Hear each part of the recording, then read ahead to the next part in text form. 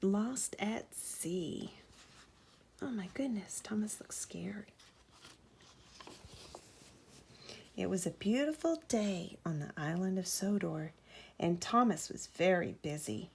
A new search and rescue center was being built, and there was a lot of work to do. The rescue center would be a place to help people in trouble. Plus, Harold would have a new landing pad. Captain would get a dock, and Rocky would finally get his own shed.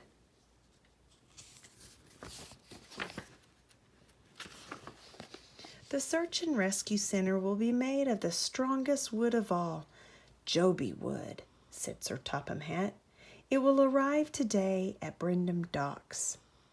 Diesel wanted to show off and move all the Joby wood by himself, but when he did, the flatbeds holding the wood skipped off the track and over a steep cliff.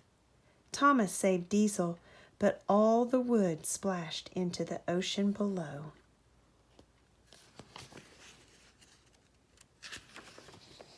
As a reward, Thomas was given the job of going to the mainland to get more Joby wood, but the next day the dock manager told him there was no room on the steamboat. Then Thomas saw a raft. The ship could pull me on that, Thomas puffed. The engines whistled and wheeshed farewell to Thomas. He peeped goodbye to them. Then, with a long, low hoot of its horn, the big steamboat set out to sea, pulling Thomas on the raft. Thomas was far out at sea when darkness started to fall. Suddenly, he heard a creak and felt the raft lurch. Fizzling fireboxes, he peeped. The chain to the steamboat has snapped. Nobody heard Thomas whistle and peep for help as the steamboat chugged away. Waves rocked the raft. Mist gathered around him. Thomas was alone and very, very worried. How will I get home? Thomas wondered. Meanwhile, on Sodor, Sir Topham Hatt learned that Thomas was missing. Everyone stopped working on the Search and Rescue Center and started looking for their lost friend. Sir Topham Hatt and Captain raced out to sea. The engines searched all over Sodor, and Harold took to the sky. Thomas was beginning to worry that he wouldn't find anyone to help him when he met 3 engines named Bash, Dash, and Ferdinand. They worked in an old logging camp. "We're the logging locos," puffed Dash. "You're a misty island," huffed Bash. Then Thomas made an incredible discovery. "Bumpers and buffers!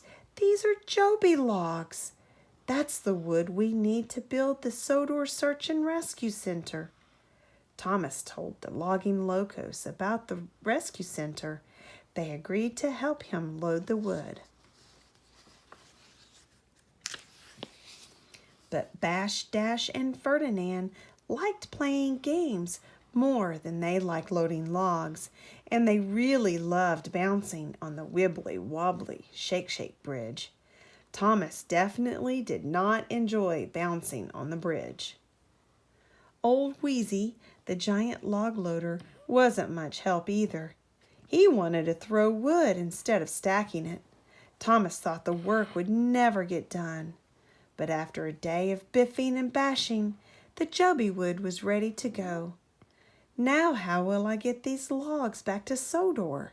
Thomas peeped. Luckily, Bash knew a way. Bash told Thomas about a dangerous old tunnel that connected Misty Island to Sodor. "I know all about tunnels," Thomas puffed. "It won't be dangerous." So pushing their flatbeds, the logging locos followed Thomas into the dark and twisty tunnel. Suddenly there was trouble. Boom! Crash! Rocks tumbled down around the engines. The tracks were blocked. Thomas and the logging locos were trapped. I feel air on my funnel," Ferdinand peeped. Dash spotted a hole in the roof of the tunnel. "Huff your hardest," he said to Thomas. Someone will see your steam." Thomas thought that was an excellent idea and excitedly started puffing.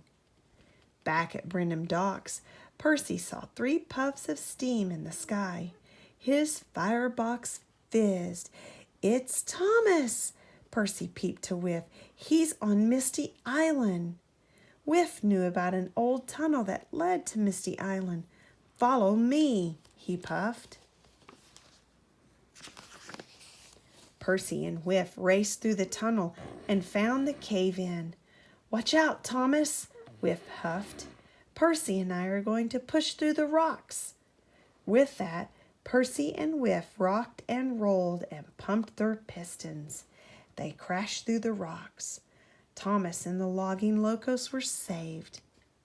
Sir Topham Hatt was very happy that Thomas and his new friends were safe, and with all that new Joby wood, the rescue center would be finished in no time.